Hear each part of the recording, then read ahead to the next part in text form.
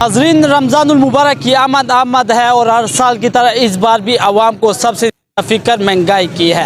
हर साल price control कमेटियाँ तो बनती है, लेकिन उसके बावजूद कीमतें कम होने का नाम नहीं लेती। क्या इस बार इंतज़ामिया कीमतें कंट्रोल करने में कामयाब हो पाएगी या नहीं? अवाम क्या और इंतज़ामिया के इस हवाले से क्या हिकमत अमली है? आइए सुनते हैं अवाम और इंतज़ामिया की राय। वज़ीर आला आलियामी साहब से गुजारिश करता हूँ कि रमज़ान शरीफ के आते ही महंगाई का राज है। यहाँ 1 रुपये का चीज़ 2 पर मिल रहा है। बहुत सख्त महंगाई है, पहले से भी बहुत ज़्यादा महंगाई थी।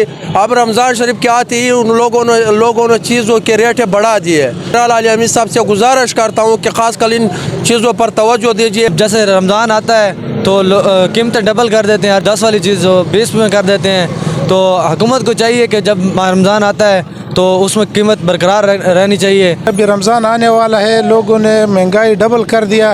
इंतज़ामिया को चाहिए कि इस पे कड़ा नज़र रखे, आवाम को रिलीफ दे।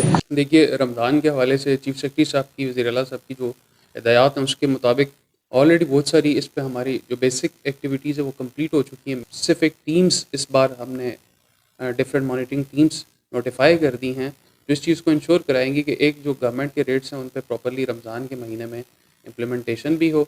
इसके अलावा जनरली कोशिश ये है कि पब्लिक की जो कंप्लेंट्स हैं उनका रिड्रेसल टाइमली हो। तो कंप्लेंट्स के रिड्रेसल के लिए ये बहुत ज़रूरी है कि लोग कंप्लेंट्स प्रॉपर करें भी।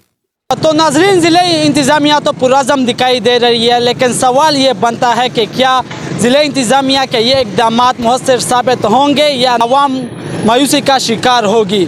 तो ये तो वक्त ही बताएगा कि होता है क्या। कैमरामैन ज़ैद खान बिटनी के साथ मोहम्मद जुनैद, KPK न्यूज़, डेरा इस्माइल खान।